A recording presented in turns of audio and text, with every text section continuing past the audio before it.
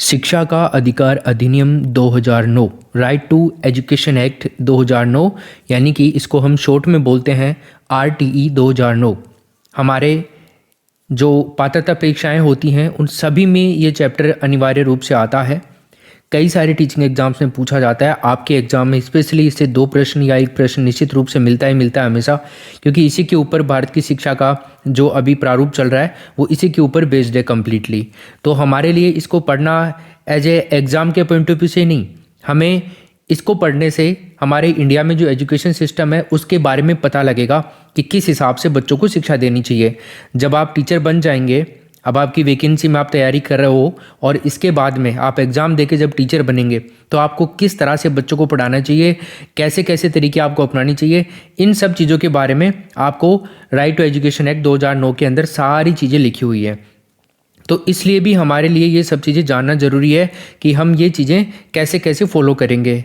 तो एक एग्ज़ाम के पॉइंट ऑफ व्यू से ही नहीं, इसको अपनी ज़िंदगी के अंदर भी उतारने की कोशिश करें, क्योंकि आपके बहुत काम की चीज़ है। अब आपको पता हो तो भारत में शिक्षा का जो अधिकार है इसको मौलिक अधिकार के रूप में देखा जाता है। अगर आपसे प्रश्न पूछा जाए कि बताइए शिक्षा का जो अधिकार है ये भारत में किस तरह का अधिकार है, तो ये मौलिक अधिकार है। और भारत में ही नहीं, विश्व के बहुत सारे देशों में जहाँ भी आरटीई एक्ट है 2009 इसको लागू कर रखा है, कई सारी कंट्रीज़ ने कर रखा है और भारत ने तो बहुत सारी कंट्री के बाद में किया है। ये अभी अपन बात करेंगे सारा। 135वां देश है भारत तो इस चीज़ को अपनाने वाला। इससे पहले 134 कंट्रीज़ ने इसको ऑलरेडी अपनाया हुआ था, 135 नंबर पे भारत ने इसको अपनाया। तो भारत के अंदर मौलिक अधिकार के रूप में इसको देखा जाता है। एक डेट है दोस्तों 2 दिसंबर 2002, इसको संविधान के अंदर एक अमेंडमेंट किया गया था, 86वां अमेंडमेंट। आपको पता हो 86 नंबर का जो संविधान में हमारे संशोधन हुआ था वो 2 दिसंबर 2002 को हुआ था। तो इस संशोधन के तहत एक आर्टिकल आपको पता होगा 21A नंबर का आर्टिकल है, उसके अनुसार शिक्षा को मौलिक अधिकार बनाया गया था और देश के अंदर 6 से लेकर के 14 वर्ष तक के जो बच्चे हैं उनको अनिवार्य शिक्षा प्रदान करने के लिए संसद के अंदर 4 अगस्त 2009 को आरटीई एक्ट पारित कर दिया गया था। आरटीई एक्ट 2009 के अंदर आपको बता दूं 38 तो धाराएं हैं, 7 इसके अंदर अध्याय हैं, 1 इसके अंदर अनुसूची है, तो कई सारी चीज़ें हैं। आरटीई एक्ट को 1 अप्रैल 2010 को भारत में लागू किया गया था सभी राज्यों के अंदर। पर उस टाइम में आपको पता है केंद्र शासित प्रदेश जो अभी जम्मू कश्मीर है और लद्दाख है, तो ये पहले स्वतंत्र राज्य के रूप में भारत के पूरे हिसाब से हम देखा जाए, एक भौगोलिक दृष्टि से देखें तो एक अलग राज्य था भारत के अंदर से, जिसको एक विशेष दर्जा कह सकते हैं अपन, जम्मू कश्मीर। तो जम्मू कश्मीर के अंदर इसको अप्लाई नहीं किया गया था और उसके अलावा सारे भारत के अंदर जो भी भारत का हमारा क्षेत्र है उसके अंदर कंप्लीट तरीके से लागू कर दिया गया था।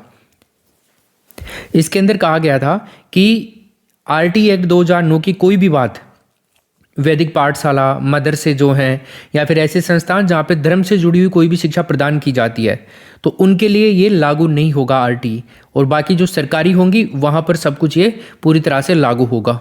तो ये मोटे मोटे तौर पे हमने इसके बारे में जान लिया। अब हम शुरू करते हैं आरटीई एक्ट को कंप्लीट तरीके से पढ़ना। आप ध्यान रखना एक एक चीज़ इसकी इंपॉर्टेंट रहेगी। जो भी इंपॉर्टेंट नोट्स हैं आपको सामने लिखे हुए मिले हैं, समझाने की बात मेरी है तो मैं आपको सारी चीज़ें समझा दूंगा, इसमें कोई समस्या आपको नहीं आएगी। राइट, चलो तो हम पढ़ रहे हैं आरटीई एक्ट 2009 36वां, सॉरी ये 86वां कर लीजिएगा, टाइपिंग में मिस्टेक है। 86वां संविधान संशोधन कब हुआ था? 1 दिसंबर 2002। इसके तहत क्या है ना, आर्टिकल 21A को जोड़ करके आरटीई को मूल अधिकार बनाया गया। समझ गए? इसके अलावा 27 अगस्त 2009 एक डेट है, आरटीई 2009 की अधिसूचना जारी की गई। तो एक प्रश्न पूछा जा सकता है कि बताइए आरटीई 2009 की अधिसूचना कब जारी की गई? तो ये जारी की गई थी दोस्तों 27 अगस्त 2009 को। आरटीई विधेयक का जो पूरा नाम है इसके बारे में पूछ सकता है, तो इसका पूरा नाम है निशुल्क व अनिवार्य बाल शिक्षा का अधिकार अधिनियम 2009, यानी कि 6 से लेकर के 14 वर्ष तक के बच्चों को निशुल्क और अनिवार्य मतलब हर बच्चे के माता पिता, अब उसके अभिभावक का एक कर्तव्य है कि वो 6 से लेकर के 14 वर्ष तक के बच्चे का ध्यान रखे, उसको स्कूल में भेजे ही भेजे। तो ये अनिवार्य शिक्षा है, उसको लेनी ही पड़ेगी बच्चे को, और उनके अभिभावकों का ये दायित्व बनता है कि वो उनको स्कूल के अंदर भेजें। ठीक, चलो, तो इसको इंग्लिश में भी पूछा जा सकता है, the right of children to free and compulsory education bill 2009 हम इसको कह सकते हैं। आरटी अधिनियम विश्व में सबसे पहले कहाँ पे लागू हुआ था? पूरे वर्ल्ड में अगर बात करी जाए तो किस देश में लागू हुआ था? तो दोस्तों ये हुआ था नॉर्वे के अंदर। कहाँ पे हुआ था भाई? नॉर्वे देश में लागू हुआ था। भारत कौन से नंबर पर है भाई? सबसे पहले नॉर्वे में हो गया, लेकिन भारत में कितने नंबर पर हुआ? तो भारत में 135वें नंबर पर। भारत 135वां देश है विश्व का जिसने आरटीई को लागू किया। 1 अप्रैल 2010 को भारत में आरटीई 2009 को लागू किया गया था। तो भारत 135वां देश है। भारत ने लागू कब किया? तो 1 अप्रैल 2010 को, जम्मू कश्मीर को छोड़ करके। ठीक, उसके अलावा धारा 30, इसकी एक धारा 30 है। आरटीई के अंदर धाराएं है ना 38, उनके अंदर एक 30 नंबर की धारा है। उसके तहत क्या है ना, आरटीई को राजस्थान में 29 मार्च 2011 को लागू किया गया था। 29 मार्च 2011 को। तो ये डेट हमारे लिए बहुत इंपॉर्टेंट है दोस्तों। कई लोग है ना ऊपर ऊपर से पढ़ते हैं ना, तो वो केवल ये डेट याद रखते हैं, पर यहाँ पे समस्या हो जाती है। कुछ ऐसे चीजें होती हैं, ऐसे चैप्टर्स हैं, जैसे आरटीई चैप्टर है, तो इसके अंदर पूरे वर्ल्ड में अगर अपन पूरे भारत में जो भी टीचिंग एग्जाम्स होती है जहाँ पर भी आता है, तो वो लोग मोटे मोटे तौर पे पढ़ लेते हैं। लेकिन ये किसी भी स्टेट के अंदर ये क्वेश्चन पूछा जाता है कि बताएं राजस्थान में आरटीई कब लागू हुआ था, तो हमारे यहाँ पर तो बहुत ज़्यादा जरूरी बन जाता है आपके लिए याद करना। तो 29 मार्च 2011 आप याद रखिएगा। आगे चलते हैं। अब मैं आपको यहाँ पर कुछ इंपॉर्टेंट चीज़ें समझाना चाहूँगा, फिर इसके अंदर अपन आगे बढ़ेंगे दोस्तों। ठीक है, देखो, एक तो होती है प्रारंभिक शिक्षा, इनके बारे में आपको पता होना चाहिए। उच्च माध्यमिक शिक्षा है ना, और एक होती है दोस्तों माध्यमिक शिक्षा। इसके अलावा एक होती है उच्च माध्यमिक शिक्षा, एक होती है इसके अलावा आरटी राज्यसभा में पारित कब हुआ, आरटी लोकसभा में पारित कब हुआ, और हस्ताक्षर कब हुए राष्ट्रपति के इसके ऊपर। यहाँ पर ये 7 प्रश्न बहुत इंपॉर्टेंट क्वेश्चन है दोस्तों। ये 7 सीधे सीधे प्रश्न पूछे जाते हैं यहाँ पे 7 के 7, तो इनको हम याद करेंगे। तो प्रारंभिक शिक्षा का मतलब क्या होता है? प्रारंभिक मतलब शुरुआती शिक्षा, बच्चे को स्कूल में भेजना। शुरुआत होगी ना, प्रारंभ हो गया ना, तो वो तो इस सीधे से मतलब से समझ जाना आप लोग कौन सी कक्षा की बात कर रहा है ये। कक्षा 1 से लेकर के 5 तक। कहां तक भाई? कक्षा 1 से लेकर के 5 तक। प्रारंभिक शिक्षा मतलब 1 to 5 होती है। उच्च प्राथमिक शिक्षा की बात करता है, उच्च प्राथमिक। तो उच्च प्राथमिक में आता है दोस्तों 1 से लेकर के 8 तक। ठीक है, यानी कि प्रारंभिक शिक्षा किन विद्यालयों को कहा जाएगा? जो विद्यालय 1 से 5 तक हैं, जिन विद्यालयों में कक्षा 1 से 5 तक ही पढ़ाई करवाई जाती है। हालांकि आजकल इन ऐसे विद्यालयों को लगभग को क्रमोन्नत कर दिया गया है जो 1 से 8 तक हो गए हैं सभी। लेकिन प्रारंभिक शिक्षा की बात करी जाए तो कक्षा 1 से 5 तक होता है। ठीक, उसके बाद में उच्च प्राथमिक की बात करें अपन, तो उच्च प्राथमिक में 1 से लेकर के 8 तक, जिन विद्यालयों में कक्षा 1 से लेकर के 8वीं तक शिक्षा दी जाती है ना, उनको हम कहते हैं उच्च प्राथमिक शिक्षा। ऐसे नहीं कहा जाता। आपके गांव या फिर आपके शहर में कहीं पर भी आप देखेंगे सरकारी स्कूल, तो वहां पर आपको लिखा हुआ मिलेगा उच्च प्राथमिक शिक्षा, उच्च प्राथमिक विद्यालय, ऐसे मिलेगा ना। तो इसका मतलब है उच्च प्राथमिक का मतलब हो गया 1 से लेकर के ये 8, यानी कि 8वीं तक है ये स्कूल, ऐसे कहते हैं ना अपन।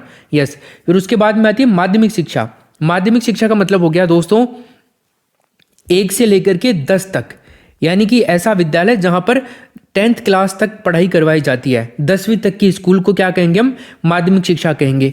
उसके अलावा उच्च माध्यमिक शिक्षा, उच्च माध्यमिक शिक्षा किसे कहेंगे? देखो, माध्यमिक हो गया, अब इस माध्यमिक के भी उच्च लगा दिया। उच्च मतलब इससे भी और ज्यादा जाएगा, 10वीं से भी। तो इसका मतलब क्या हो गया? कक्षा 12 तक। अब कक्षा 12 तक के अंदर भी दोस्तों कई चीजें हैं। इसके अंदर जरूरी नहीं है हर स्कूल, हर सरकारी स्कूल 1 से 12 तक हो, ऐसा भी नहीं है। ऐसा भी नहीं कि हर सरकारी स्कूल 6 से 12 तक हो, और ऐसा भी नहीं कि हर सरकारी स्कूल 9 से 12 तक हो। इसमें तीनों ही चीजें हैं। कई सरकारी स्कूलें हैं ना 1 से 12 तक भी होती हैं, कक्षा 1 से कक्षा 12 तक भी होती हैं। कई सरकारी स्कूलें 6 से लेकर के 6 से स्टार्ट होती हैं और 12वीं तक की शिक्षा देती हैं। कई सरकारी स्कूलों में 9 से लेकर के 12 तक की शिक्षा दी जाती है, ऐसे है। तो ये 3 चीज याद रखना, उच्च प्राथमिक में ये तीनों ही आएंगी। मतलब 1 से 12 तक की, 6 से 12 तक की, 9 से 12 तक की। 12 का याद रखना। उच्च माध्यमिक का मतलब हो गया 12वीं तक की स्कूल, सिंपल सा मतलब है। 12वीं क्लास तो आएगी उसके अंदर, 11वीं 12वीं तो 100% आएगी उसमें। ठीक, चलो, इसके अलावा 9वीं 10वीं 11वीं 12वीं ये 4 कक्षाएं 100% आएंगी उच्च माध्यमिक के अंदर। उसके अलावा माध्यमिक में क्या हो गया, 1 से 10 हो गया। उच्च प्राथमिक क्या हो गया, 1 से 8। और प्रारंभिक शिक्षा के अंदर या प्राथमिक शिक्षा के अंदर क्या हो जाएगा, 1 से 5। सिंपल सा मतलब है, समझ गए। अब बात करते हैं दोस्तों, आरटी जो एक्ट है ये राज्यसभा में कब पारित हुआ था। ये प्रश्न कई बार पूछा जा चुका है, अनगिनत बार एग्जाम्स में। तो याद रखिएगा आप लोग, इसकी डेट है दोस्तों 20 जुलाई। कौन सी डेट है, 20 जुलाई 2009। आरटी एक्ट 2009 है, तो यहाँ पर सन में तो 2009 ही आएगा, बस ये डेट इधर वाली याद रखना। तो कौन सी डेट है, राज्यसभा में कब पारित हुआ भाई, ये 20 जुलाई 2009 को पारित हुआ। उसके बाद में जुलाई के बाद में अगला महीना कौन सा आता है, जुलाई के बाद में अगस्त आता है। तो दोस्तों 4 अगस्त को, कब, 4 अगस्त 2009 को लोकसभा के अंदर जो निम्न सदन होता है, लोगों का सदन होता है, अस्थायी सदन होता है लोकसभा, उसके अंदर आरटीई को पारित किया गया 4 अगस्त 2009 को। सबसे पहले कोई भी बिल होता है, वैसे तो जरूरी नहीं है लेकिन फिर भी आरटीई को राज्यसभा में लाया गया था, ठीक है। फिर लोकसभा के अंदर पारित हुआ वो, राज्यसभा के बाद में 4 अगस्त 2009 को। उसके बाद में लास्ट में जब दोनों सदनों से बिल पास हो जाता है ना, लोकसभा से और राज्यसभा से, इन दोनों से बिल पास होने के बाद में प्रेसिडेंट के सिग्नेचर चाहिए होते हैं उसके ऊपर फाइनली अप्रूवल के लिए। तो राष्ट्रपति के हस्ताक्षर के लिए ये जाता है दोस्तों। तो राष्ट्रपति के हस्ताक्षर होते हैं इसके ऊपर 26 अगस्त 2009 को। 4 अगस्त को लोकसभा में पारित हो गया, फाइनली हो गया दोनों सदनों के अंदर। फिर 26 अगस्त 2009 को राष्ट्रपति ने हस्ताक्षर कर दिए और पूरी तरह से पूरे भारत के अंदर, जम्मू कश्मीर को छोड़ के पूरे संपूर्ण भारत के अंदर इसको लागू कर दिया गया। अब अलग अलग राज्यों ने अपने अपने हिसाब से लागू किया था। वैसे भारत के अंदर, पूरे भारत के अंदर देखा जाए ना, तो इसको लागू कर दिया गया था। कब लागू किया गया था, डेट अभी बता दी है मैंने आपको, वो डेट याद रखना, 1 अप्रैल 2010 को। 1 अप्रैल 2010 को पूरे भारत के अंदर इसको लागू किया गया था। राजस्थान में 29 मार्च 2011 को लागू किया गया था। ये दोनों डेट याद रखना। लेकिन भारत के अनुसार देखा जाए तो 1 अप्रैल 2010 राजस्थान ने अपने हिसाब से लागू किया था 29 मार्च 2011 को, कुछ बदलाव करके उसके अंदर धारा 30 के तहत। अभी समझाया था आपको। यहां तक क्लियर है भाई सभी के। आगे चलते हैं अब अपन। लाइक का बटन आपको दबाना चाहिए। चैनल के अंदर अगर आप पहली बार आए हैं हमारे चैनल पे, तो आप चैनल को सब्सक्राइब करें दोस्तों। और एग्जाम दरबार ऐप डाउनलोड कर लें आप, एग्जाम दरबार ऐप। देखो हम जितना बेहतरीन आपको पढ़ाते हैं ना, उतने ही बेहतरीन सिलेक्शंस देते हैं, उतने ही बेहतरीन आपको टेस्ट सीरीज देते हैं, उतने ही बेहतरीन ऐप के ऊपर कोर्सेज अवेलेबल करवाते हैं नाम मात्र के शुल्क में। तो आप कम से कम टेस्ट सीरीज तो जरूर ज्वाइन करें अगर आपको निश्चित रूप से सरकारी नौकरी चाहिए। तो एग्जाम दरबार ऐप डाउनलोड कर लेना और एग्जाम दरबार ऑफिशियल नाम से अपना टेलीग्राम चैनल है, उसे जरूर ज्वाइन कर लेना आप लोग, क्योंकि वहां पर इन फ्यूचर आपकी सभी कक्षाओं के नोटिफिकेशन, जो भी इंपॉर्टेंट चीज़ें होंगी आपके लिए, आपके एग्जाम के पॉइंट ऑफ व्यू से, वो सबकी नोटिफिकेशन सबसे पहले वहीं पर आएगी। ठीक है दोस्तों, चलो आगे चलते हैं अब अपन। नेक्स्ट बात करेंगे, कुछ इंपॉर्टेंट चीज़ें हैं, जैसे शिक्षा का अधिकार अधिनियम है, इसका क्या महत्व है, क्या इंपॉर्टेंस है आरटी एक्ट का। तो देखो यह अनिवार्य ये करता है कि सभी निजी स्कूलों में, मतलब जो प्राइवेट स्कूल हैं, वहाँ पर 25% सीटें छात्रों के लिए अलग रखी जाएं।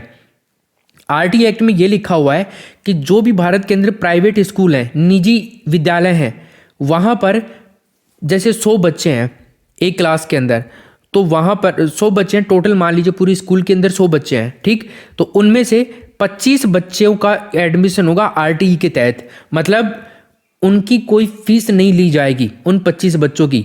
निजी स्कूलों के अंदर भी हो सकता है आपके भी कोई बच्चे यहाँ पर पढ़ते हो आरटीई के अकॉर्डिंग, आरटीई के अनुसार, तो उनकी फीस सरकार भरती है, उन विद्यालयों को सरकार पे करती है, अभिभावक का यहाँ पर कोई भी पैसा नहीं लगता, वो फ्री पढ़ते हैं। बाकी सरकारी स्कूलों में तो ये सब में अप्लाइड है ही, वहाँ पर तो कुछ पैसा देना ही नहीं पड़ता है, ठीक। उसके अलावा बच्चों को जाति या आर्थिक स्थिति के आधार पर आरक्षण के साथ निजी स्कूलों में प्रवेश दिया जाता है, और यही बच्चे होते हैं 25% वाले। इसके अतिरिक्त यह किसी भी गैर मान्यता प्राप्त स्कूलों को संचालित करने से मना करता है। जैसे मान्यता प्राप्त स्कूल होती हैं सरकार के द्वारा, तो कई बाहर से मान्यता ले आते हैं और चलाते हैं, तो ये गैर मान्यता प्राप्त हो गए ना भाई। जो संस्था मान्यता देने के काबिल ही नहीं है, सरकार ने उसको अप्रूव ही नहीं कर रखा है, वो मान्यता दे रही है किसी स्कूल को और उसके अनुसार वो चला रहे हैं। जैसे फ्रेंचाइजीज वगैरह होती है ना कई स्कूलों की, तो उनको सरकार ने तो मान्यता नहीं दे रखा, लेकिन वो चला रहे हैं फ्रेंचाइजी लेके उनकी, तो उनको कभी भी बंद किया जा सकता है। ऐसा आरटीई के अंदर है। ये गैर मान्यता प्राप्त संचालित करने से मना करता है और ये निर्धारित करता है कि कोई भी दान या कंपटीशन शुल्क नहीं होगा यहाँ पे। साथ ही प्रवेश के लिए कोई माता पिता या बच्चे का हस्ताक्षर भी नहीं चाहिए होता है, कोई ज़रूरत नहीं है प्रवेश के लिए यहाँ पे। इसके अलावा बच्चों को मुक्त और अनिवार्य शिक्षा का अधिकार जो आरटी 2009 है, इसके अतिरिक्त रूप से निर्दिष्ट करता है कि प्राथमिक स्कूल पूरा होने तक किसी भी बच्चे को, क्या दोस्तों, किसी भी बच्चे को वापस नहीं रोका जा सकता है, ना ही निष्कासित किया जा सकता और ना ही बोर्ड परीक्षा में उसको अनुत्तीर्ण किया जा सकता है। ये अनुत्तीर्ण कर लेना दोस्तों, ठीक है, अनुत्तीर्ण कर लीजिएगा इसको, उत्तीर्ण नहीं है, अनुत्तीर्ण नहीं किया जा सकता उसको, ठीक है। मतलब फेल नहीं कर सकते आप कोई भी बोर्ड क्लास में, जैसे 5th क्लास 8th क्लास के अंदर आप उसको फेल नहीं कर सकते हैं बच्चे को, ठीक है। ये आरटीई के अंदर लिखा हुआ है। उसके अलावा दोस्तों अपन आगे चलते हैं। भारतीय संविधान के भाग 4 के अनुच्छेद 51 क में आरटीई को 11वां मूल कर्तव्य के रूप में जोड़ा गया है। वेरी वेरी इंपॉर्टेंट क्वेश्चन है दोस्तों, याद रखिएगा ये वाला। क्या बोला यहाँ पे, भाग 4 है संविधान का, वहां पे एक आर्टिकल है दोस्तों 51 क, और 51 क के अंदर आरटीई को 11वां मूल कर्तव्य के रूप में जोड़ा गया। पहले 10 थे, अब 11 मूल कर्तव्य हैं, आप पढ़ते हैं सब, ठीक है। आरटीई 2009 भारत के सभी विद्यालयों में लागू है। प्रारंभिक शिक्षा की बात करते हैं अपन, तो प्रारंभिक शिक्षा के बारे में बताया, एलिमेंट्री जो एजुकेशन है वहां पर आरटीई कक्षा जो है वो 1 से 8 तक लागू होता है। मतलब प्रारंभिक कक्षाओं के अंदर देखा जाए 1 से 8 तक लागू होता है ये आरटीई जो है, मतलब 6 से 14 वर्ष तक के बच्चे के लिए होता है। तो 6 से 14 वर्ष तक का जो बच्चा होगा आपका, उसमें ये आ जाएगा। उसके अलावा हम देखें आरटीई में आयु, आरटीई में प्रवेश लेने की जो आयु है वो है 6 से लेकर के 14 वर्ष, लेकिन आजकल 18 वर्ष तक भी शिक्षा दी जा रही है। आरटीई में कुल धाराएं कितनी है दोस्तों, 38 धाराएं। ये धाराएं याद रखना। अध्याय पूछे तो अध्याय दोस्तों 7 याद रखना। कई अध्यायों के अंदर 2 हैं, 3 हैं, 4 हैं, 5 धाराएं हैं, इस तरह से धाराएं हैं, तो वो 38 हो गई टोटल। और अनुसूची के बारे में बात करें तो एक अनुसूची है। क्लियर दोस्तों। आरटीई में कुल धाराओं की संख्या कितनी है, 38। कुल अध्याय कितने हैं, 7, और अनुसूची 1। एक ही अनुसूची के अंदर 38 तो धारा और 7 अध्याय हैं, और 7 अध्यायों के अंदर 38 धाराएं हैं। हम इन 38 की 38 की 38 जो धाराएं हैं इनको पढ़ेंगे 1 बाय 1 करके, क्योंकि यहां से ज्यादा प्रश्न पूछ रहा है आजकल। तो ये सामान्य सी जानकारी अपनी आरटीई के बारे में हो गई है। अब अपन पहले तो एक अध्याय को पढ़ेंगे। जो पहला अध्याय है ना दोस्तों, इसका कौन सा अध्याय है, पहला अध्याय, अध्याय नंबर 1। अब अध्याय नंबर 1 के अंदर 2 धाराएं हैं, धारा 1 और धारा 2, ठीक है। ये 2 धाराएं हैं। सबसे छोटा अध्याय है पहला अध्याय, ये भी याद रखना आप। आरटीई का जो पहला अध्याय है, सभी जो 7 अध्याय हैं उनमें सबसे छोटा अध्याय है। उसके अंदर नाम के बारे में बताता है कि इस आरटीई जो है ये निःशुल्क और अनिवार्य बाल शिक्षा अधिनियम, इसका नाम क्या है, तो ये नाम है। प्रारंभिक शिक्षा से मतलब क्या होता है, इसके बारे में ये लिखा हुआ है। आरटीई की शब्दावली का प्रावधान किया गया है उसमें, ठीक। चलो देखो, तो बात करते हैं यहाँ पे अध्याय 1 के बारे में। तो अध्याय 1 के अंदर दोस्तों अभी बताया मैंने आपको धाराएं कितनी है, कुल 2 धाराएं हैं। कौन कौन सी, धारा 1 और धारा 2। भाई अध्याय 1 है तो इसमें धारा तो 1 से शुरू होगी, तो धारा 1 और धारा 2 सबसे छोटा अध्याय है, ये भी हम ध्यान रखेंगे। इसके अलावा धारा 1 के बारे में डिटेल से पढ़ते हैं अब अपन। तो धारा 1 के अंदर लिखा हुआ है कि ये जो अधिनियम है आरटीई 2009, इसका नाम क्या है, इसका नाम है निःशुल्क और अनिवार्य बाल शिक्षा का अधिकार अधिनियम 2009। तो अगर आपसे पूछे कि बताइए आरटीई का पूरा नाम का जो वर्णन है ये आरटीई की कौन सी धारा के अंदर है, तो नाम के बारे में देखो आप थोड़ा सा दिमाग लगाओ, कौन सी धारा में हो सकता है नाम के बारे में, तो स्टार्टिंग में ही होगा ना। जैसे हमारे देश का संविधान है तो वहां पे जो पहला अनुच्छेद है वो क्या बात करता है, भारत के राज्यों के बारे में बात करता है ना, नाम वगैरह के, उनके क्षेत्र के बारे में, सब में। तो बस ये यहाँ पर भी वही बात है, कोई भी चीज की शुरुआत होती है उसके नाम से ही तो होती है, तो उसका नाम का वर्णन है पहली धारा के अंदर। दूसरी बात, प्रारंभिक शिक्षा से क्या तात्पर्य है, प्रारंभिक शिक्षा से मतलब है दोस्तों कक्षा 1 से 8 तक के बालकों को शिक्षा देना, ठीक।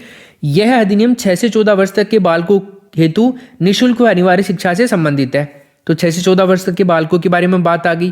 प्रारंभिक शिक्षा के बारे में बात करती है धारा 1। उसके अलावा मदरसे, वैदिक पाठशाला, धार्मिक प्रशिक्षण देने वाले विद्यालयों संस्थाओं में यह लागू नहीं होता है, ठीक है, ओके। धारा 1। अब बात करते हैं धारा 2। धारा 2 में क्या है, असुविधाग्रस्त मतलब जिन बालकों को सुविधा नहीं मिल रही है, दुर्बल वर्ग के बालक है, इन सब का प्रावधान है। और इन बालकों को धारा 2 के तहत, आरटी की धारा 2 के तहत, चाहे वो निजी स्कूल हो चाहे वो सरकारी, सरकारी में तो खैर मिलती है, और इन बालकों के लिए निजी स्कूलों में भी 25% सीट रिजर्व हैं। आरटी की शब्दावली, आरटी की शब्दावली के बारे में बात करें तो आरटी के अंदर कई शब्दावलियां बनाई गई हैं, जैसे बालक, विद्यालय, स्थानीय प्राधिकारी, समुचित सरकार, इन सब के बारे में शब्दावलियां हैं। तो आरटी की शब्दावली का प्रावधान किस धारा में है? सिंपल सा प्रश्न पूछेगा, धारा 1, धारा 2, धारा 10, धारा 35, इस तरह से 4 ऑप्शंस देगा आपको। तो याद रखना धारा 2 के अंदर आरटी की शब्दावली का वर्णन है, यही ज्यादा इंपॉर्टेंट है इसके अंदर, ठीक है। अब बात करते हैं, ये तो अध्याय 1 के बारे में बात होगी, अध्याय 1 के अंदर धारा 1 और धारा 2। अब बात करते हैं अपन अध्याय 2 की, अध्याय 2 को पढ़ते हैं। तो अध्याय 2 के अंदर कितनी धाराएं हैं? टोटल धाराएं हैं दोस्तों 4। कौन कौन सी? 3, 4, 5 और 6। 3, 4, 5 और 6, 1 और 2 तो पहली धारा में, पहले अध्याय में होगी धाराएं। 3, 4, 5, 6 धाराएं, 4 धाराएं किस में है? अध्याय 2 में।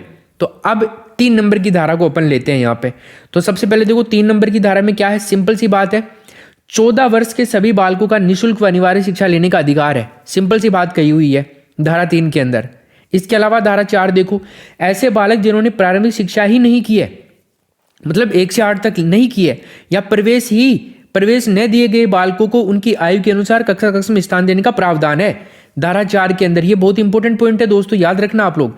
जैसे मान लो कोई बच्चा है, सपोज दैट 1 से 5 तक की उसने क्लास ही नहीं ली, वो कक्षाएं ली नहीं, उसने प्रवेश लिया ही नहीं विद्यालय में, और बच्चा हो गया 10 साल का। कितने साल का हो गया? 10 ईयर, 10 साल का बच्चा हो गया।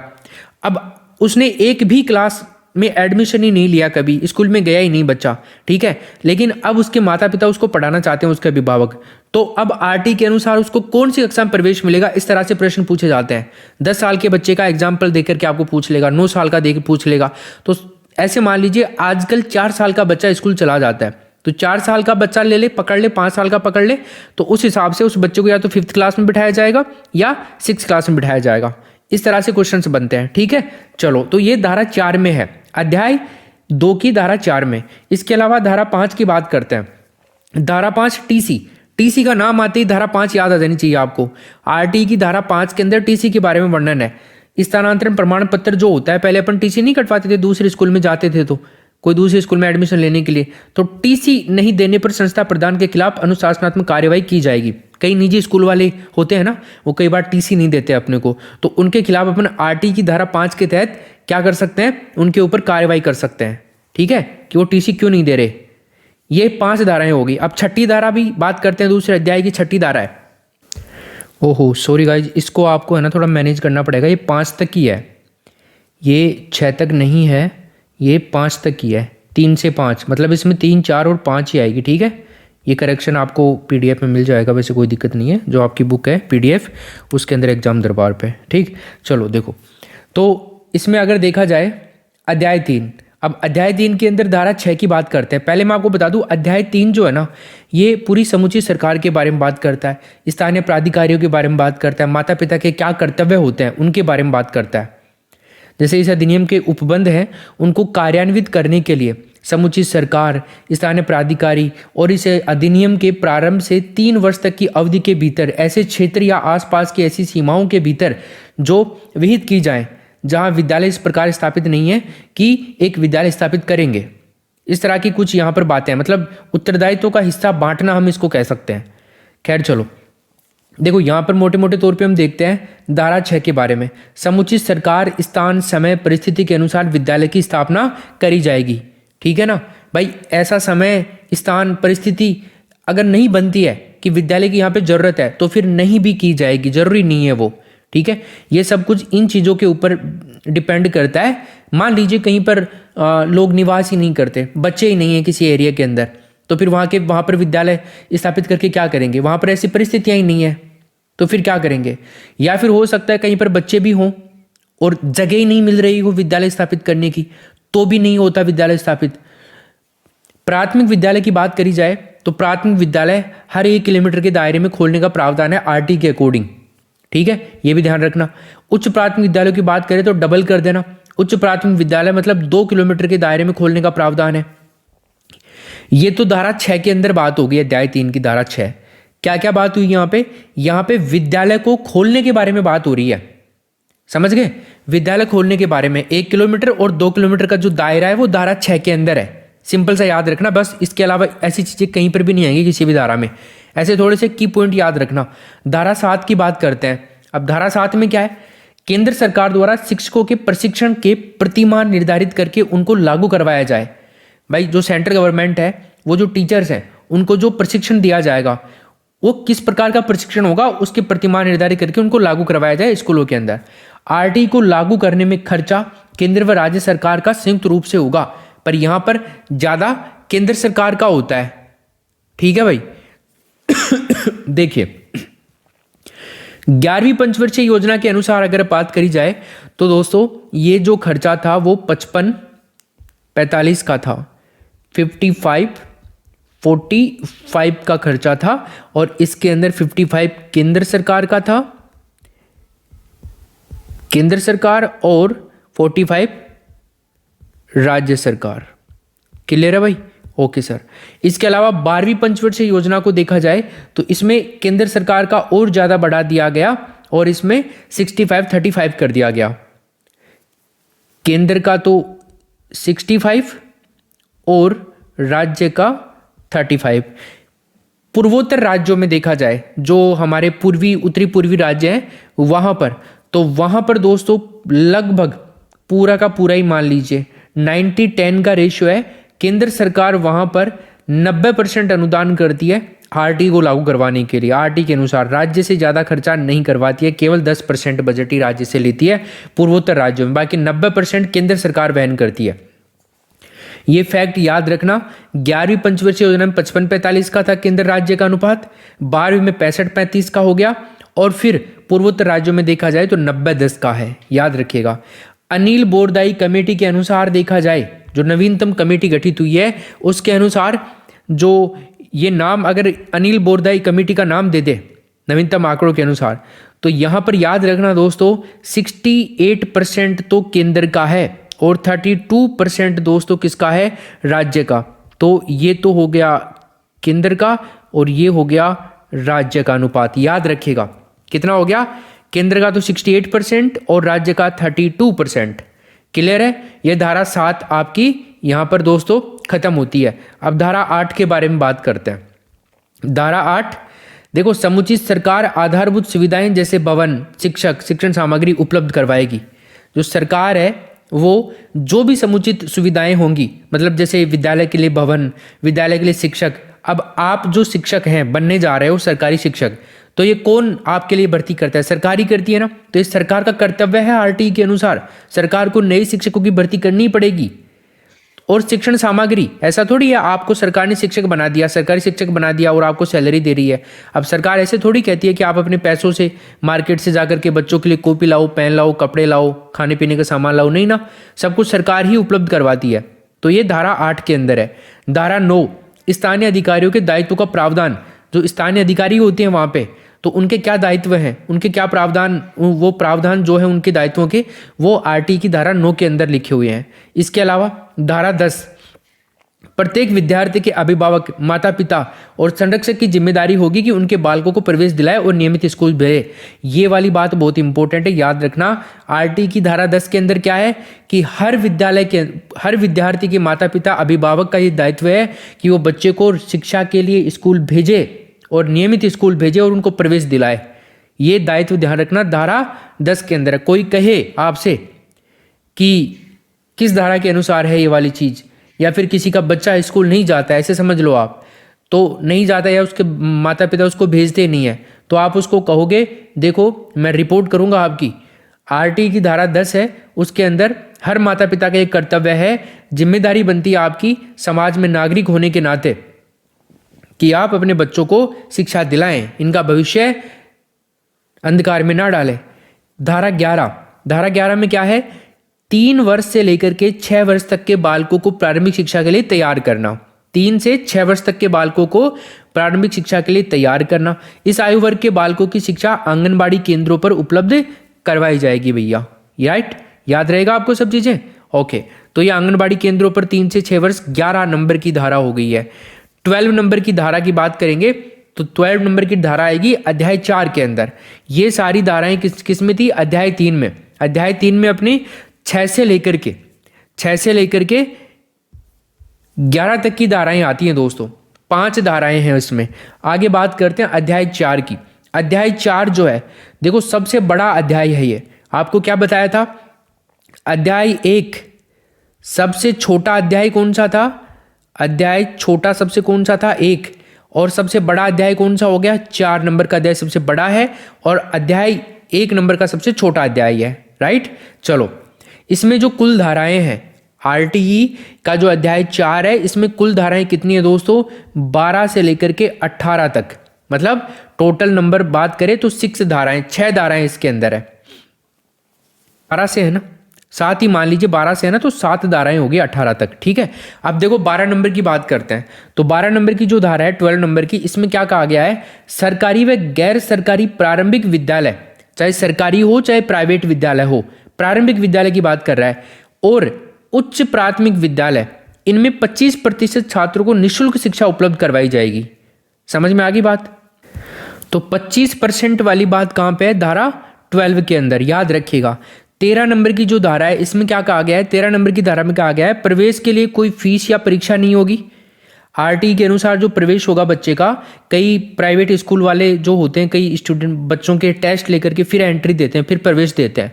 हालांकि आरटी के अनुसार ये लीगल नहीं है बिल्कुल भी, लेकिन वो फिर भी अपनी मनमानी करते हैं कि बच्चों की टेस्ट लेते हैं और फिर उनका एडमिशन करते हैं।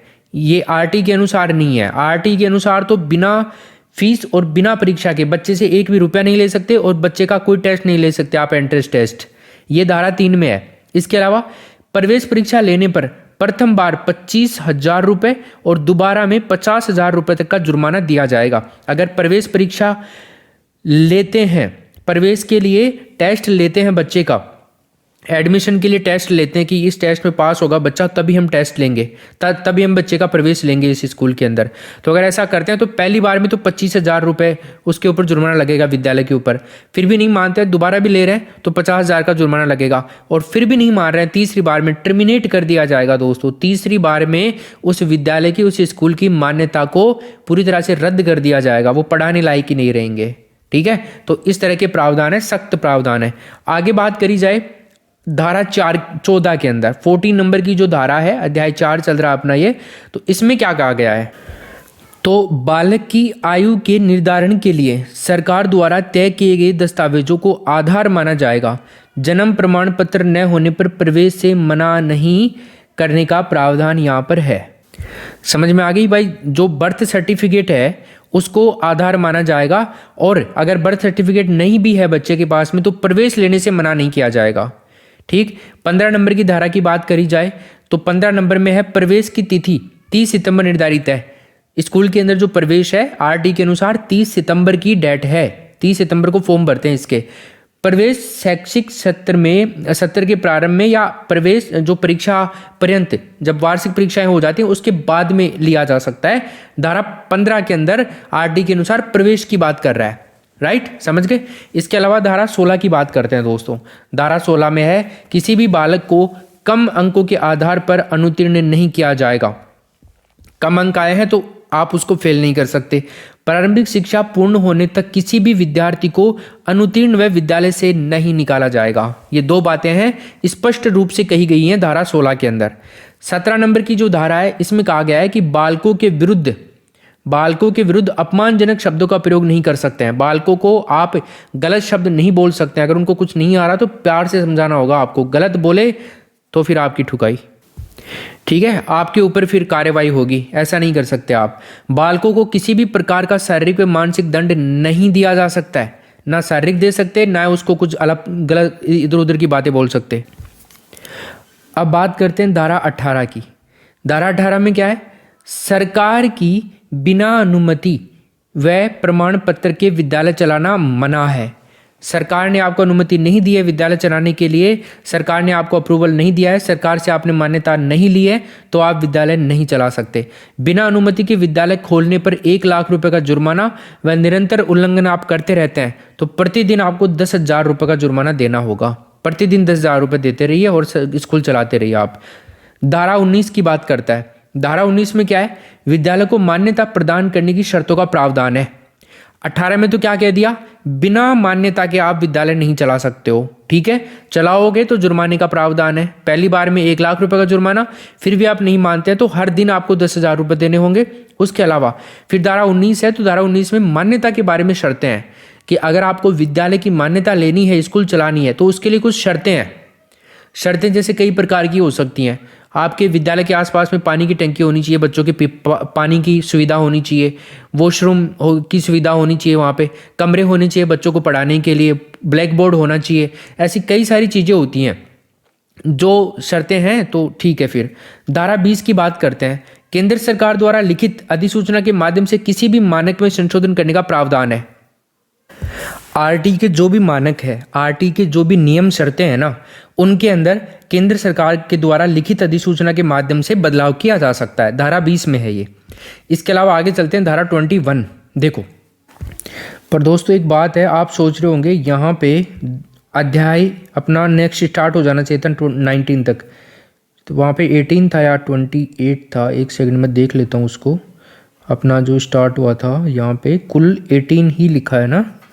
ओके ओके ओके, यहाँ पे 28 करना है दोस्तों। थोड़ा सा कन्फ्यूजन था, इसमें कन्फ्यूजन हो गया था, शायद 28 की जगह 18 लिख दिया मैंने। ठीक है ना, तो यहाँ पे 28 करना है हमें, क्योंकि ये सबसे बड़ा है ना। तो 12 से लेकर के 28 तक इसमें धाराएं हैं। फिर 29 से 5वां अध्याय शुरू होता है। चौथा जो अध्याय है 12 से लेकर के 28 तक है दोस्तों।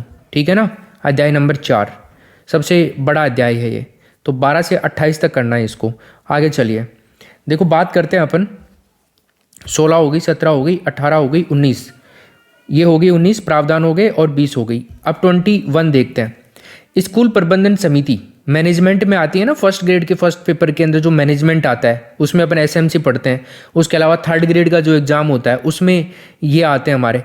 और यहाँ पर आरटीई के अंदर भी एसएमसी की बात करी गई है, स्कूल प्रबंधन कमेटी, स्कूल मैनेजमेंट कमेटी। तो इसका गठन इस संगठन व कार्यों का प्रावधान करता है। धारा 21 के अंदर है एसएमसी के गठन और संगठन के बारे में या कार्यों के बारे में। एसएमसी के बारे में आरटीई की धारा 21 के अंदर प्रावधान है। प्रत्येक 2 वर्ष में एसएमसी का पुनर्गठन किया जाएगा, ऐसा भी लिखा हुआ है इसमें। एसएमसी में 3/4 या फिर 75% सदस्य अभिभावक होते हैं।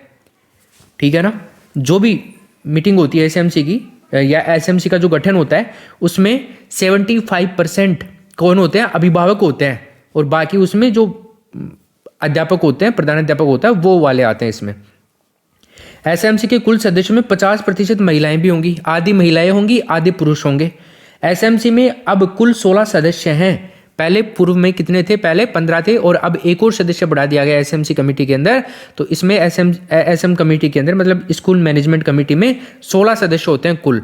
तो कुल सदस्य कितने हो गए, 16, महिला 50%, टोटल सदस्य 75%, अभिभावक। ये प्रश्न आया हुआ है दोस्तों, याद रखना। इसके अलावा आगे चलते हैं 22 नंबर की धारा में। स्कूल प्रबंधन समिति द्वारा विद्यालय विकास योजना तैयार करने का प्रावधान है। ठीक है, विद्यालय की जो विकास योजना है, कैसे विद्यालय का विकास किया जा सकता है, यह योजना धारा 22 के अंदर है। विद्यालय विकास योजना 3 वर्षीय होगी। 3 वर्ष के लिए विद्यालय की विकास की योजना बनाई जाती है। जैसे सरकारों ने आजकल ऐसे फॉर्मूला बना रखा है, 100 दिन का एजेंडा बनाती हैं। 100 दिन में हम क्या क्या काम करेंगे वो पहले ही बता देते हैं पब्लिकली। तो ऐसे ही होता है, विद्यालय के विकास के लिए 3 वर्ष का एजेंडा तैयार किया जाता है कि 3 वर्ष में ये काम किए जाएंगे विद्यालय में। वार्षिक उप योजनाएं होती हैं फिर उसकी, जैसे एक 3 वर्षीय योजना की 3 उप योजना होगी 1-1 वर्ष की। आगे चलिए, अब यहाँ पे हम देखें शिक्षक के प्रमुख कर्तव्य क्या होते हैं, ये भी इसी में याद रखना इन चीज़ों को इंपॉर्टेंट। शिक्षक के कर्तव्य, अब आप भी एक शिक्षक बनने वाले हैं तो आपके क्या क्या कर्तव्य हैं ये देखिए। एक तो है समय पालना व विद्यालय में नियमित आना, समय का पालन करेंगे, विद्यालय में नियमित आएंगे, अभिभावकों के साथ संप्रेषण करेंगे। कोई भी बच्चा है उस बच्चे के माता पिता के साथ में जरूर से आप बातचीत करेंगे, क्या कमियां बच्चे में हैं, क्या अच्छाइयां बच्चे में है, वो बताओगे माता पिता को, सब चीज़ें। सरकार द्वारा आयोजित प्रशिक्षणों में भाग लेना, सरकार जो भी प्रशिक्षण आयोजित करती है विद्यालय के लिए तो वहां पर आपको भाग लेना पड़ेगा। ठीक है, उनमें कई आवश्यक चीज़ों के बारे में बताया जाता है। आवश्यक होने पर अतिरिक्त कक्षाएं भी आपको लेनी पड़ सकती हैं बच्चों के लिए।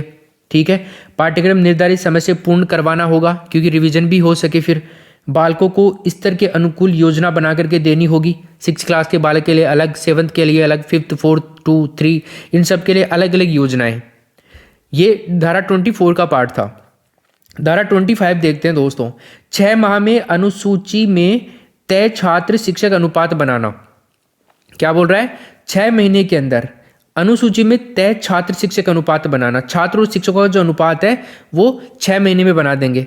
धारा 27 में दर्ज कार्यों के अतिरिक्त अध्यापकों को अन्य कार्यों में न लगाना। 27 में जो भी कार्य हैं कि एक शिक्षक वो कार्य ही करेगा, उसके अलावा कोई कार्य नहीं लगेगा, उनमें कोई कार्य को नहीं लगा सकते आप शिक्षक को। तो देखिए इसमें क्या है। अब इसमें दे रखा है एक तो प्रारंभिक कक्षा 1 से 5, जो अपन ने बात कर ली प्रारंभिक कक्षा की 1 से 5। तो देखो 1 से 5 हो गया प्रारंभिक कक्षा। अब इसका शेड्यूल जो है वो ये, छात्रों की संख्या 150 से अधिक होने पर अनुपात कितना होना चाहिए? इसमें होंगे दोस्तों 5 तो अध्यापक होंगे। क्या होंगे? 5 अध्यापक और 1 इसमें होगा प्रधानाध्यापक। प्रधानाध्यापक मतलब सेकंड ग्रेड का, द्वितीय श्रेणी, ठीक है, सेकंड ग्रेड का प्रधानाध्यापक होगा। 5 तो अध्यापक होंगे, मतलब 5 तो शिक्षक होंगे और 1 प्रधानाध्यापक होगा इसके अंदर सेकंड ग्रेड का, ठीक है। 5 अध्यापक और 1 प्रधानाध्यापक द्वितीय श्रेणी का हो जाएगा, ठीक है। 200 से अधिक संख्या छात्रों की होने पर जो अनुपात होगा वो होगा 40:1। अगर 200 से अधिक विद्यालय में बच्चे हैं तो वहां पर शिक्षक कितने चाहिए होंगे हमारे को? 40 बच्चों पर 1 शिक्षक। 40 बच्चों पर 1 शिक्षक, तो 200 पे कितने शिक्षक हो गए दोस्तों? 5 शिक्षक हो गए। ये प्रश्न भी पूछता है। तो 200 से अधिक हैं तो फिर आपको छट्टा भी लेना पड़ेगा। 200 बच्चे हैं तो आपको 5 शिक्षक यहाँ पर कर देने पड़ेंगे। 200 से अधिक होते ही 5 शिक्षक कर देने पड़ेंगे आपको। वैसे 4 में भी काम चलाया जा सकता है अगर 200 तक है तो, अदरवाइज 200 से 1 गया तो फिर आपको वहां पर 40 पे 1 करना पड़ेगा, मतलब 6 ही लेने पड़ेंगे फिर तो। ये वाला सीन है। मतलब छात्र और शिक्षक का जो रेशियो रहता है यहाँ पे, मैं आपको मोटा मोटा बताऊं एक डायग्राम के माध्यम से, तो थोड़ा समझने की कोशिश करना आप लोग। जैसे 0 से, ध्यान देना इस चीज को, ये पूछा जाता है 0 से 30, 31 से 60, 60 से 90 और आपका 61 कर लो यहाँ पे, 61 से 90, ठीक है। 31 से हो गया, 61 से 90 और आप कर लीजिए 91 से 120 और आप कर लीजिए 121 से लेकर के 150। ये जो बच्चे हैं अगर ये रेशो रहता है तो अध्यापकों की संख्या क्या होगी यहाँ पे, इस तरह से आपको ध्यान रखना है। यहाँ पर अगर ऐसा है तो 2 अध्यापक होंगे, अगर ऐसा है तो 2 अध्यापक होंगे, अगर ऐसा है तो यहाँ पे फिर 3 अध्यापक हो जाएंगे दोस्तों, समझ गए ना। यहाँ पर 3 अध्यापक हो जाएंगे और यहाँ पर 91 से 120 4 अध्यापकों की जरूरत है और 121 से 150 5 अध्यापकों की जरूरत पड़ेगी, ठीक है। ये हो गया आपका। जैसे 200 से अधिक हो जाते हैं ना तो 40:1 हो जाता है, फिर ज़्यादा हो जाता है ना तो फिर अध्यापक कम हो सकते हैं, फिर वहाँ पे बच्चों की संख्या बढ़ा दी जाती है कक्षा के अंदर, ठीक है। ये ध्यान रखना आप। प्रारंभिक कक्षाओं में एक अध्यापक के संदर्भ में निम्न प्रावधान है। क्या प्रावधान है? जैसे शिक्षण कार्य दिवस, एक अध्यापक जो है वो कार्य दिवस, शिक्षण कार्य दिवस कितने होंगे? शिक्षण कार्य दिवस, ये प्रश्न बहुत इंपॉर्टेंट है, कई बार एग्जाम में पूछा जाता है। तो दोस्तों 365 में से आपको 200 दिन काम करना पड़ता है। कितने दिन? 200 दिन। इसके अलावा शिक्षक घंटे की बात करें अपन तो शिक्षक घंटे होते हैं दोस्तों 800 घंटे, ठीक। एंड यहाँ पे शिक्षक के लिए प्रति कार्य सप्ताह दिवस कितने घंटे कितने होंगे, सप्ताह के अंदर कितने घंटे काम करना पड़ेगा? तो ये होते हैं दोस्तों 45 आवर। कितने घंटे? 45 घंटे। यहाँ पे आपका एवरेज आता है 4 आवर, एवरेज देखें तो, ठीक है। तो एक शिक्षक कार्य प्रति सप्ताह कितना हो गया? 45 घंटे। शिक्षक घंटे 800 और शिक्षण कार्य दिवस हो गया आपके 200। यहाँ तक सबके क्लियर होना चाहिए। आगे चलते हैं। ये प्राथमिक की थी बात, यहाँ पे 1 से 5 तक की बातें थी, ये सारी की सारी जो भी अपन ने पढ़ी है। अब अपन बात करते हैं दोस्तों 6 से लेकर के 8 तक की। कहाँ तक की? 6 से 8, कक्षा 6 से 8। तो देखो ये उच्च प्राथमिक की बात हो रही है। उच्च प्राथमिक विद्यालय के संदर्भ में आपको कुछ बातें याद रखनी है। अब यहाँ पे जैसे कक्षा 6 से 8 तक 3 अध्यापक आवश्यक रूप से लगाए जाएंगे। कम से कम 6 से 8 तक 3 अध्यापक तो होने ही होने चाहिए। एक अध्यापक भाषा विषय का होना चाहिए, जैसे हिंदी, अंग्रेजी, इस तरह से संस्कृत, उर्दू जो भी चलती है। एक अध्यापक होना चाहिए सामाजिक विज्ञान विषय का, और एक अध्यापक होना चाहिए गणित विज्ञान विषय का। इस तरह से 3 अध्यापक कंपलसरी हैं, ये तो होनी चाहिए। बाकी सब्जेक्ट को भी ये मैनेज कर लेंगे अगर 3 की व्यवस्था है तो, बाकी ज़्यादा है तो ठीक है, अदरवाइज ये तो होनी चाहिए। 6 से 8 तक की विद्यालय की बात कर रहे हैं अपन, ठीक है।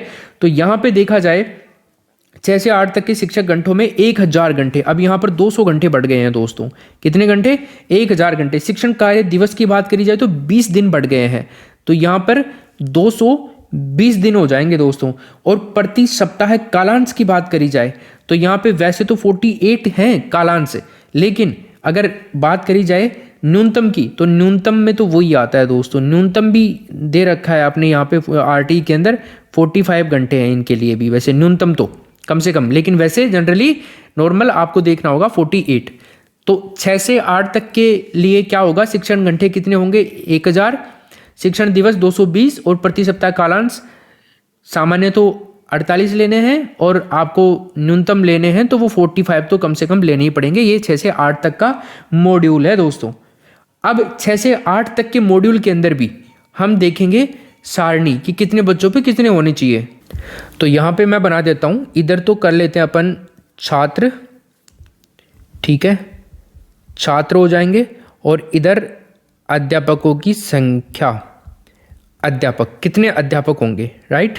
चलो, तो ये आपको थोड़ा सा ध्यान ही रखना होगा दोस्तों इस चीज़ का। देखिए, तो छात्रों की बात करें अपन, 1 से 35 छात्र अगर हैं तो शिक्षक 1 चाहिए होगा। कितना? 1 अध्यापक चाहिए होगा। और अगर छात्र 36 से 70 पे जाते हैं, ठीक है, तो 2 अध्यापकों की जरूरत होगी। छात्र अगर 71 से लेकर के 100 तक जाते हैं दोस्तों, तो अध्यापक 3 की जरूरत होगी। और अगर 100 से अधिक हैं, 100 से अधिक हैं, तो आपको पता होना चाहिए प्रधानाध्यापक पद यहाँ पर हो जाता है क्रिएट। इनके अलावा प्रधानाध्यापक का पद भी हो जाता है। और 100 से अधिक एक और प्रावधान है, 100 से अधिक जाने पर 40 छात्रों पर, कितने छात्रों पर? 40 छात्रों पर 1 अध्यापक होगा। ये दोस्तों आप कहेंगे सर अलग अलग, हाँ बिल्कुल अलग अलग। ये 6 से 8 तक की बात है। और प्राथमिक के अंदर 1 से 5 तक के में कितने छात्रों पे 40 पे 1 था? 200 छात्रों पे प्राथमिक के अंदर। लेकिन उच्च प्राथमिक के ऊपर 40 छात्रों पर 1 है, 100 प्लस होती। ये 2 प्रावधान है, प्रधानाध्यापक का पद हो जाएगा, और 100 प्लस होते ही बच्चे 40 छात्रों पे 1 हो जाएगा उच्च प्राथमिक के अंदर 6 से 8 तक के में। समझ में आई बात? ठीक है सर, अब आगे चलते हैं अपन। देखो, अब बात करते हैं दोस्तों धारा 26 के बारे में। धारा 26 क्या कहता है? किसी भी विद्यालय में स्वीकृत पदों पर से अधिक पद रिक्त होने का प्रावधान नहीं। आरटी के अनुसार विद्यालय के अंदर जितने पद स्वीकृत हैं, जो अपन ने ये मॉड्यूल देखा अभी, तो ऐसे पद रिक्त नहीं होनी चाहिए। लेकिन हर राज्य में पद रिक्त पड़े रहते हैं, शिक्षक भर्तियां पूरी नहीं होती। काफ़ी सारे पद पड़े हैं, अगर भर्तियां पूरी करवाएं तो, आरटी के अनुसार चलें तो, लेकिन नहीं चल रहे। धारा 27, किसी भी शिक्षक को 10 वर्षीय जनगणना, स्थानीय निकाय, आपदा राहत कार्य, पंचायती राज चुनाव, विधानमंडल तथा संसदीय चुनाव कार्यों के अलावा अन्य कोई कार्य नहीं करवाया जाएगा। तो कौन कौन से कार्य करवाए जा सकते हैं, इसके बारे में धारा 27 के बारे में बात की गई है। ठीक है दोस्तों, अब बात करते हैं अध्याय 4 की लास्ट धारा 28 के बारे में। ये क्या कहती है? शिक्षक निजी ट्यूशन शिक्षण नहीं करवाएगा। लेकिन आजकल के शिक्षक तो निजी ट्यूशन ज़्यादा फोकस करते हैं, कक्षा में पढ़ाते नहीं है। वो कहते हैं कि ये चीज़ मैं ट्यूशन में आपको समझाऊंगा, ट्यूशन में आ जाना सब लोग, तो वहाँ से एक्स्ट्रा कमाई चल रही होती है उनकी। ठीक है, ये आरटी के अंदर इसका सख्त वो है। आगे चलते हैं अध्याय 5। अध्याय 5 के अंदर धारा 29 और 29 के अलावा 30, ये 2 धाराएं आती हैं दोस्तों अध्याय 5 के अंदर, सिंपल 2 धाराएं। फिर अध्याय 6 शुरू हो जाता है। अब अध्याय 29 क्या कहता है?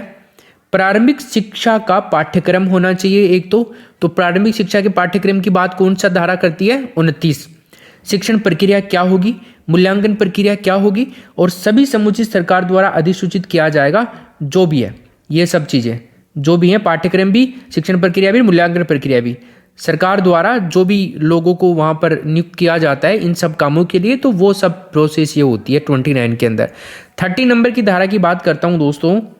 अगर बच्चा कक्षा 8 उत्तीर्ण कर लेता है तो उत्तीर्ण करने पर विद्यार्थी को निहित प्रारूप के अंदर जो भी प्रारूप है उसके अकॉर्डिंग बच्चे को प्रमाण पत्र दिया जाएगा कि आपने 8वीं कक्षा पास कर लिए, तो आपको ये सर्टिफिकेट दिया जा रहा है 8th क्लास पास होने का। कक्षा 8 उत्तीर्ण करने तक विद्यार्थी को किसी बोर्ड परीक्षा में बैठना अनिवार्य नहीं है। ठीक है, कक्षा 8 उत्तीर्ण करने तक विद्यार्थी को किसी भी बोर्ड परीक्षा में बैठना अनिवार्य नहीं है। ये चीज लिखी हुई है आरटी एक्ट की धारा 30 के अंदर। राजस्थान में 5वीं व 8वीं कक्षाओं में बोर्ड परीक्षा लागू कर दी गई है। ठीक है, आरटी एक्ट के अनुसार 5वीं और 8वीं के अंदर, तो ये दोनों ही बातें इसके अंदर लिखी हुई है। इसके अलावा चलते हैं अपन आगे अध्याय 6 के अंदर। अब अध्याय 6 में अपने धारा 31, धारा 32, धारा 33, धारा 34, तो धारा 34 तक आएंगी। 31 से लेकर के 34 धाराएं हैं इसके अंदर, टोटल 4 धाराएं अध्याय 6 के अंदर। तो देखो दोस्तों, सबसे पहले बात करते हैं धारा 31 की। राष्ट्रीय बाल अधिकार संरक्षण आयोग के कार्यों का प्रावधान इसके अंदर किया गया है। बाल अधिकार संरक्षण आयोग के कार्यों का प्रावधान हो गया। देखो यहां पे ध्यान रखो, ये अलग अलग चीज है सारी की सारी। ये तो है राष्ट्रीय बाल अधिकार संरक्षण, ये है बाल अधिकार संरक्षण, और ये है राज्य बाल अधिकार संरक्षण। समझ गए? ये तो पूरे विश्व के स्तर पर हो गया, राष्ट्रीय स्तर पर हो गया, वर्ल्ड वाइड।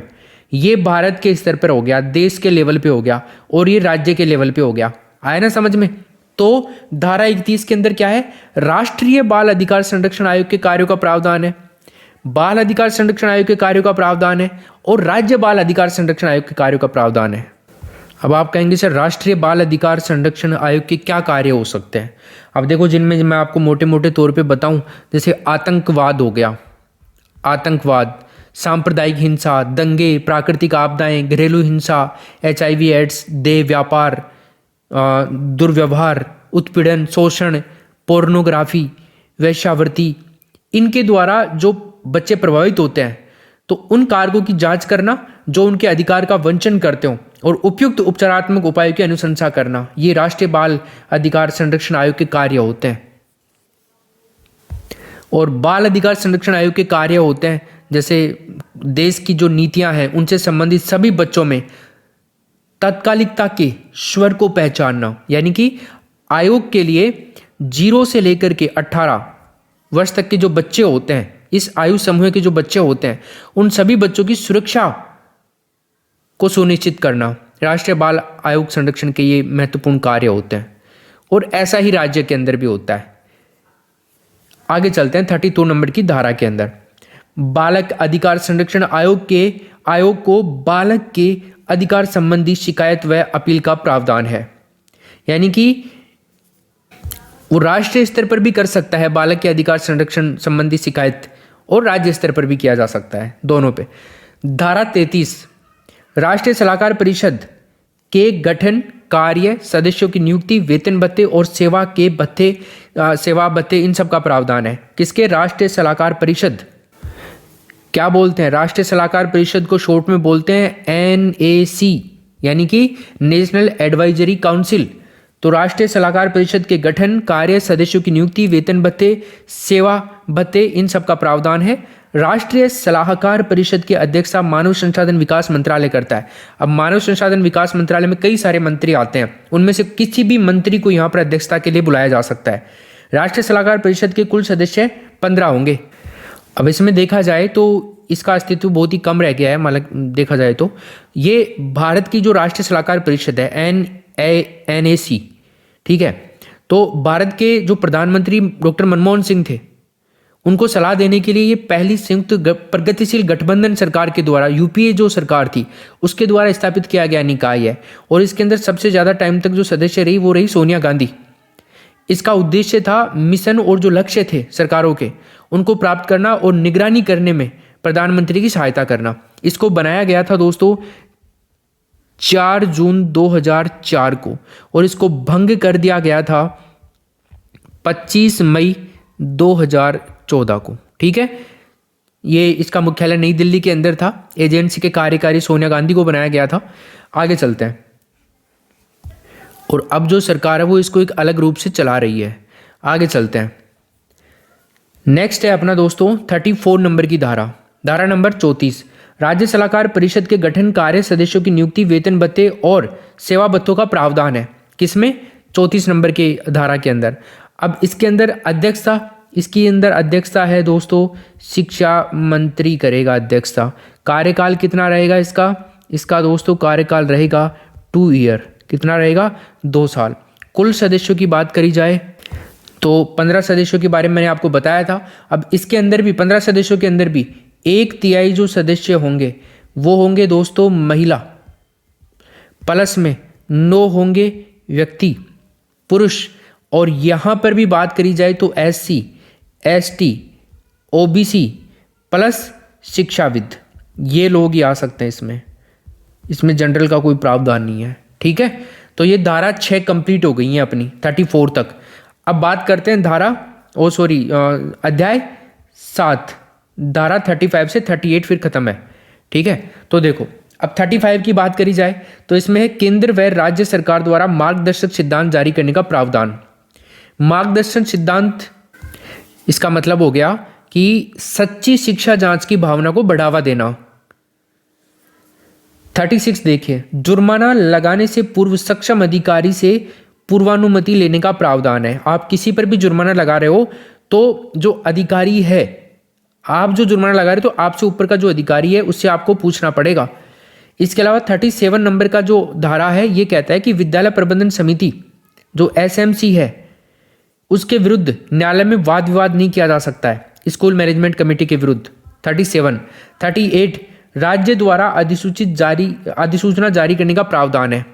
राज्य अधिसूचना जारी कर सकता है 38 नंबर की धारा के अनुसार। समुचित सरकार अधिनियम के उपबंधों के क्रियान्वयन के लिए अधिसूचना जारी करने का प्रावधान यहां पर रखती है। तो दोस्तों ये आपका RT 2009 खत्म। तो फिर से मैं आपको एक सिंपल भाषा में बता दूं, अब आप क्या समझ गए? RTE एक्ट 2009 क्या है? तो सिंपल शब्दों में हम कहें तो ये है शिक्षा का अधिकार अधिनियम 2009। इसको देश में गरीब, शिक्षा से वंचित बच्चों को निःशुल्क शिक्षा देने हेतु बनाया गया। और इस अधिनियम के तहत कितने वर्ष के बच्चे?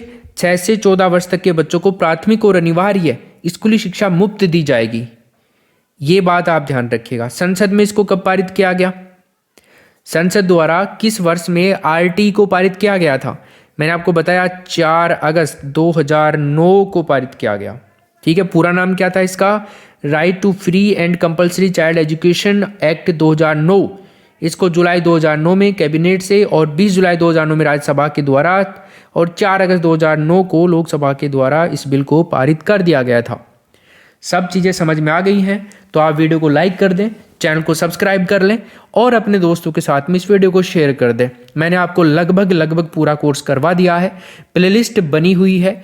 यहाँ तक जो कक्षाएं मैंने करवाई हैं इन सभी कक्षाओं में आपके लिए बहुत ही शानदार मटेरियल है। अगर आपने डायरेक्ट ही ये क्लास देखी है तो आप हमारी बाकी कक्षाएं भी देखें, प्लेलिस्ट में मिल जाएंगी। प्लेलिस्ट सेक्शन देखिए, वहाँ पर सभी कक्षाएं आपको 1 by 1 मिलेंगी। तो ये कोर्स आप करते हैं तो आपके लिए बहुत फ़ायदा इसमें मिलने वाला है। मुझे नहीं लगता कि आपको इसके अलावा कहीं से भी इन चीज़ों को पढ़ने की ज़रूरत है। अगर आप पूरे विश्वास के साथ में पढ़ते हैं इन चीज़ों को तो मैं यकीन दिलाता हूँ किसी भी प्रकार की आपको प्रॉब्लम नहीं आएगी एग्जाम के अंदर। सब कुछ आएगा अपने यहीं से। जैसे ही अपना कंप्लीट कोर्स हो गया है तो हम अब क्वेश्चंस की सीरीज भी शुरू करेंगे दोस्तों, उसके लिए भी आप तैयार हो जाइए। जल्दी से अपना कोर्स कंप्लीट कर लीजिए और एग्जाम दरबार ऐप जरूर डाउनलोड कर लें आप प्ले स्टोर से।